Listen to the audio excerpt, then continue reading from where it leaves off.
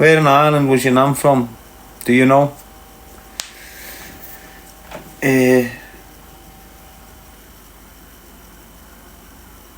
I'll know if you say the name of it.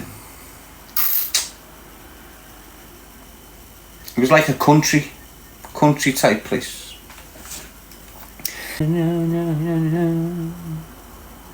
Training was hard last night with the heat. I know, roasting. Put me asleep last night, that heat. No, it's none of them what you're saying. It's Southern Ireland. My granddad was from Northern Ireland. And my nan was from Southern Ireland. Might be the opposite way round, actually.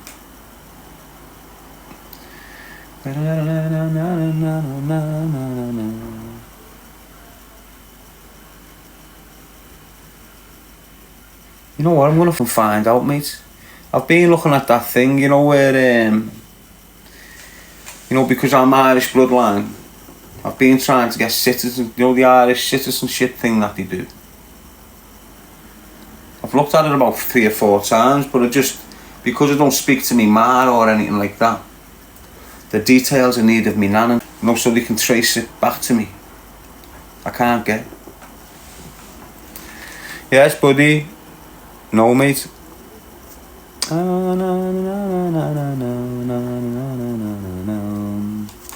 Is this Southern Ireland? I don't know, I just grew up as Ireland's Ireland. There weren't that division in my nan's house. That's why they left Ireland, basically. Like when my nan was with my granddad over there, you couldn't do it, I think. That's what they told me, you couldn't be with it. You couldn't have a president with a Catholic back then, mate. You had to get off. Or have a secret relationship, because it was just madness.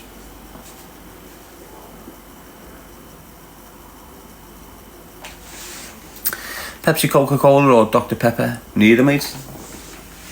Don't drink fizzy drinks. Might have a Lucozade every so often a Lucozade Sport, you know, when I feel like me salts are low. So I'll just have one of them every so often to replenish my electrolytes. But other than that, mate, it's water and orange. And I'm even going scatty with my water now. I haven't drank out of a tap for over 20 years, people.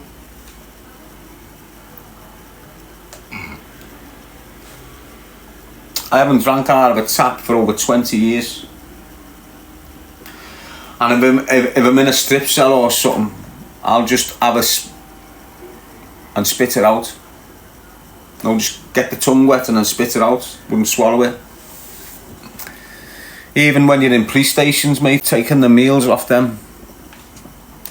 And what they done, you know, like years ago when the police used to man them custody suites, if they hated you, they'd spit in you and that. And because there was loads of madness going on due to that, they brought these like custody suite thing, you know, private people who wear dark blue suits. And that's meant to make you think that the feds aren't touching your drinks or your food. But trust me, it sounds petty, doesn't it? But you have got very, very petty individuals within your police forces, mate. And they hold mad things against you. You know, if you've got a busy and his mates, and he's being a smart ass, and you're smart like me, and you can just go and shut him down where his own colleagues are laughing at him. Trust me, he holds that against you for years. Every opportunity he's got to do anything to you, he's on it. On it. Trying to heighten every situation that he's there. So say you get a poll by him a month later, he's just trying his hardest to provoke you into a reaction. You know, so he can go all out on you. Slow like that. And I think that's what needs addressing, doesn't it? The way the police speak to the public these days. The police shouldn't be attending no sort of public event as a way of mixing with it, if you like, as if you're mixing with the community and this is how you keep it connected. Nah, you shouldn't have no coppers at a pride event. You shouldn't have no coppers at any sort of event like that. None of them. You're a public body. You should be standing on the sidelines, watching the event. What can you do if you're prancing around flag with a gang of men? Where's your observation? It's not on the damage that's happened up there, is it? Because you're prancing around here. So every person in uniform who's attending these events should be there to man it, police it, not participate in it. Do what you get paid to do. Make everyone safe, protect them. Don't start. And these are loads of little things that the police have done which has made the public disheartened in their abilities. You know, we're seeing nanas get dragged along the street down there, there's not a policeman. 3 days later you got an event down there and you've got a policeman waving a pride flag. 10 vans of them. That needs to stop. That.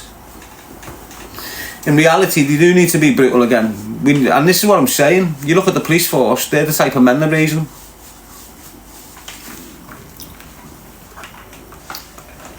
You look at the police force, that's the type of man they're raising. You know, you look at Leeds. You know Leeds, when this, when the social services have kicked in and took this kid and you've had a madness up there and you've seen all them young coppers, like 20, 21, 22, and they're all running. That's the modern day police force. These all start kicking off when you get a police force like Liverpool. You just don't know how brutal that police force has been from the get-go.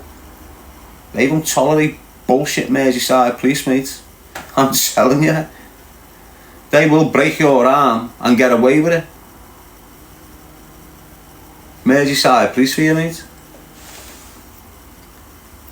And you'll have the different dynamics up and down the country.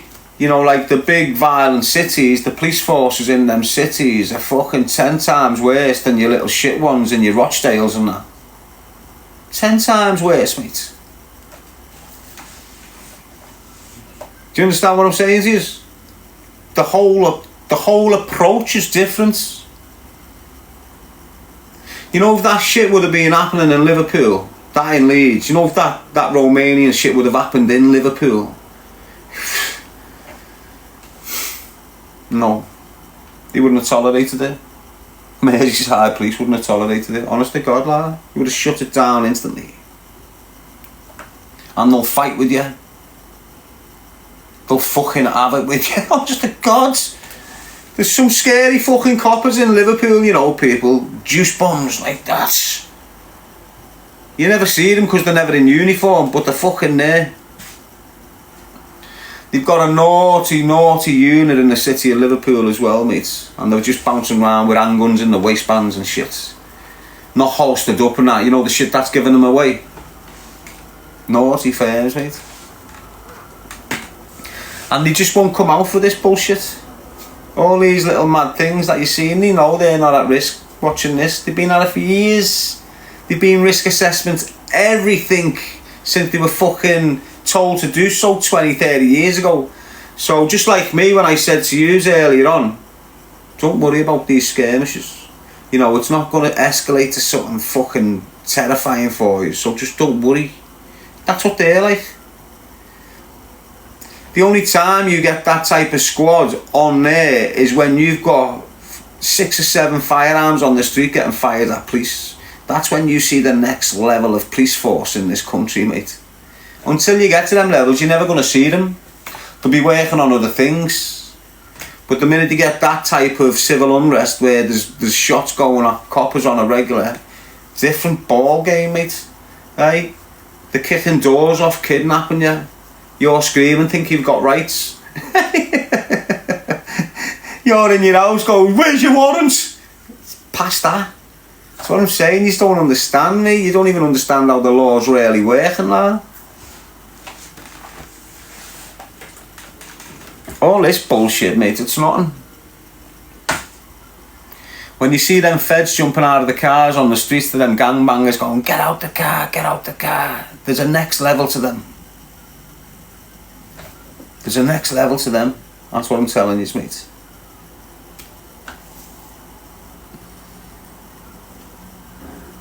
Every copper, I'm telling you, under Keir Starmer, I wouldn't be surprised if You know, like armed response units are rolled out right across the country, more and more. So basically, I think everyone that goes into the police force in the next couple of years will be trained with firearms. Now, a lot of them aren't. Some will get picked to be trained with the taser, some will get picked to go into the ARV unit, and a lot of them don't get trained with the firearms. But under Keir Starmer, because what you've got with Keir Starmer and his power now, when you had Conservatives in power, they weren't a majority seat. There was a majority, but not enough to make sole decisions. They had to confer with the opposition, and that's the opposition to votes for what they want to run through. So if the Conservatives want something in, they'd go, are you opposing this? Are you challenging this? And they'd go, yeah, and then you'd go through a little madness to see how many votes and who won the whatever they wanted to bring, like a law or something like that. But when you voted them in now, the way you voted them in, the way Nigel Farage popped back up at the right moment into the political sphere and robbed loads of votes from the Conservatives to make sure Labour got in. That's the dynamic with Nigel Farage. That's why he came back into it, to rob the votes, to make sure Labour secured votes. So now Labour secured that many votes, they don't need to ask no one if they oppose or if they agree with it.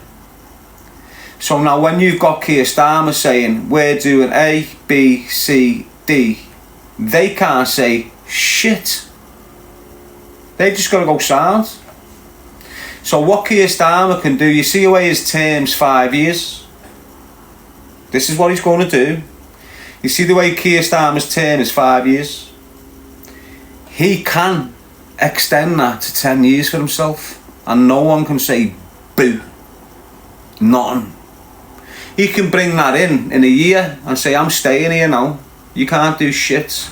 Doesn't matter how much you oppose me. Doesn't matter how much I'm upsetting you. You cannot remove me from office, regardless. And this is what you're dealing with. And that's the type of individual you need and the dynamics you need for the shit they're going to implement. All this division is what they want. As I told you yesterday, the governments, they work on opportunistic ways of sorting things out. It's like prison, and I know I keep on referring out here to in there in prison, but when you get a brand new prison, right, they'll have the basic set of rules, but then they'll just put all the people in there with the basic set of rules of that establishment. Normal rules, locked up at 9, opened at 8, that's sort, lunch at 12, just the normal regime rules. They'll fill that brand new prison up and then learn on the mistakes. So if something happens there, they'll learn off that, correct it, put something in its way so it can't happen again. And every incident for the first 6 months in a prison, that's what they do. Learn off it and correct it so it can't be done again. And that's what they do out here. Exactly the same thing. Because it's the same type of business out here. It's just like the same. So in there, everyone wakes up at 8 o'clock. If you're working, you're out the door by 9 o'clock and you work until 5 o'clock sort of thing. And it's exactly the same out here.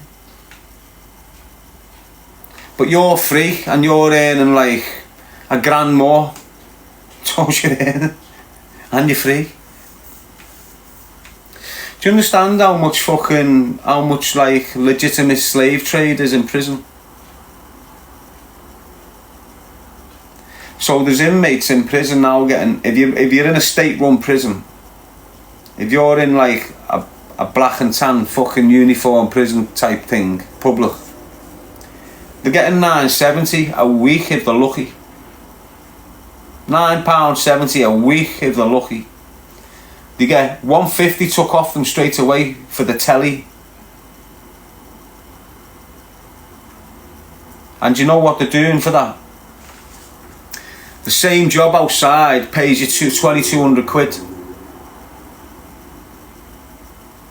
If you're doing the same job that all these inmates are doing on the outside world, because the same job exists on the outside world, it's the same corporations. that are put on these facilities in the prisons and working off the same patch, if you like. So if you're doing that job, what that inmate's doing for £9 a week, 5 days a week, and you're doing the same job, getting 2,200 quid on outside, mate. So imagine the fucking... Do you understand what I'm saying? The numbers of what they're making off these prisoners.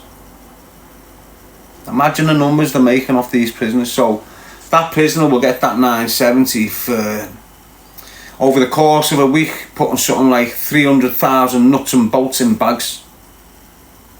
And you'll have like fucking 10,000 nuts and bolts in that one bag. And you can go and buy it for 40 quid out of the B&Q. That kid's just being paid 67 pence for that bag. That's how they pay them. It's mad, isn't it? Who do you vote for? Christ.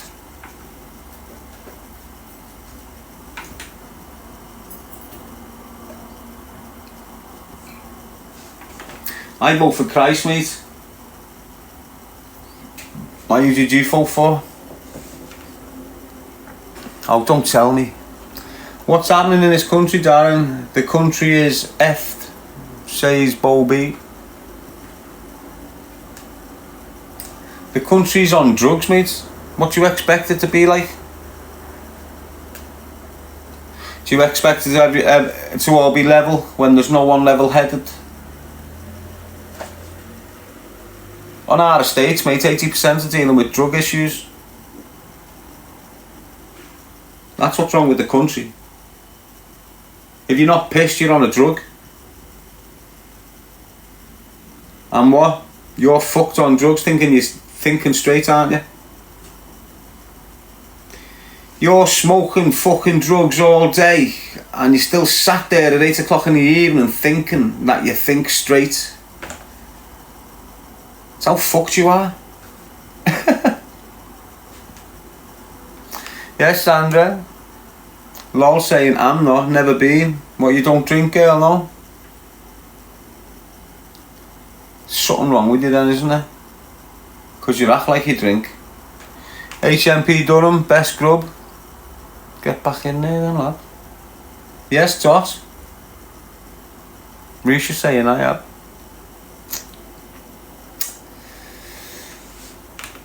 Anyway, drugs don't work, they just make things worse.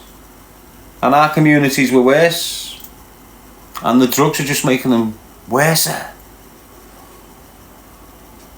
You doing any uni work? No, mate. I've considered it. And I went into certain colleges whilst I was on licence, trying to enrol into education. But in these places, due to current situations and climate, 6-7 years ago, I'm going into, like, the first college I went to was Blackburn. I'm not sure whether it was a university actually. I think it was a college, Blackburn College, big one. So I've gone in there. I was going to do a social and something development or something I was going to do. You know, get into that area of, like, speaking. That's what I was, educate myself a little bit before I start speaking on stage type thing. But when I've gone in there, for some reason they do checks on you. Or it might have been because I was attached to that mad hostel. So I just, they said, done the paperwork, went there, done the meeting, all that, ready to go in it, and then the risk assessment was done. And it was a no. They've probably done the risk assessment through that fucking hostel, haven't they? Because they didn't want me, you know, they didn't want me to set up shop. I set my own business up and everything, personal training, fucking business, train fit elite. Probation wouldn't let me do it. So it was just like, it is what it is. I was saying something yesterday, I watched the news yesterday and I seen this fella speaking, saying these are hard times. And then I seen a news flash like 6 hours later and it showed the mosque getting fixed by the people. And that fella was there making the wall. Just thought, what a fucking guy, mate.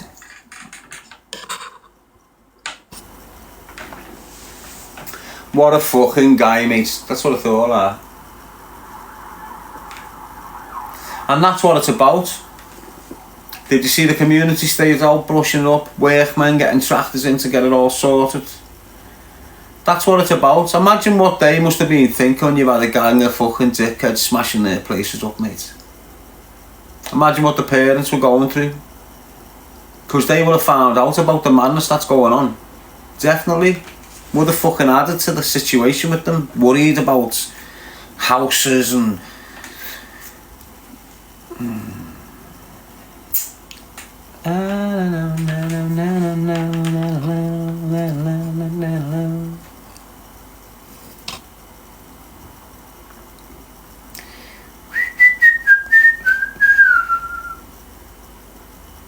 Just let me mute a few knobheads, mate. Sorry for leaving them in there while I'm speaking. Must do your fucking heads in, mustn't it? You know, when you've got proper creatures just popping up, chatting shite, mate, they're weird, aren't they? Nice one, breaking bread, lads. Fucking hell, 350 roses you've sent me, lads. Nice one, mate.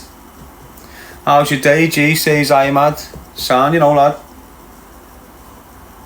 Getting a bit hungry now, like, so...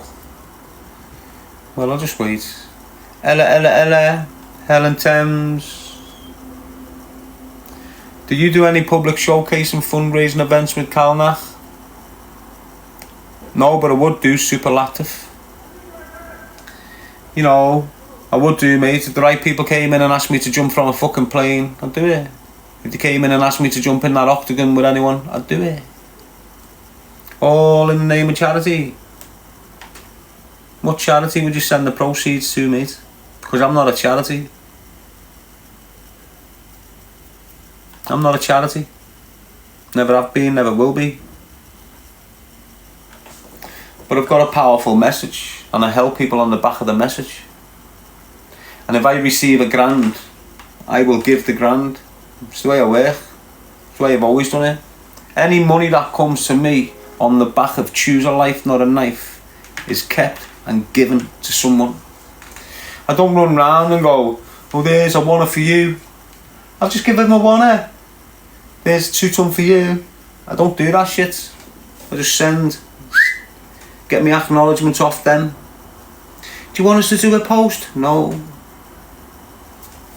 And that's the way to do it when you want to help people.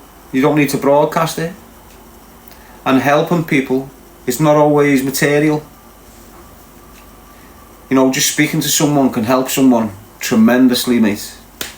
Take them out of that deep thought and enlighten them a little touch. Break them out of things and that. You know, emotional things. And there's a lot of people sitting there, lonely, caught in an emotional fucking trap, if you like. Not really knowing what. Not really any purpose in your day and that. You're just doing the same rigmarole. It's making you bored. That's basically because you've lost your belief. I'm not going to go on because you think I've turned into this fucking blah blah blah. But your days are shit because you're not believing. When you believe, you know there's something better after. When you don't believe, you think you're just living and you're dead. When you believe, you know there's a higher ground and you've got the option of getting there. There's certain routes that you've got to take. There's certain things that you've got to do for yourself to get there. First thing is understand how powerful your belief is. And if we all seem to think these shouts that have come from hundreds of thousands of years ago, like believe, receive, achieve. Believe, receive, achieve. And you get all these dickheads. Believe in that car and you will attract that car. And believe in that watch and you will get that watch. And all these delusional fuck-ups. When what you've got to believe in is the consciousness of Christ.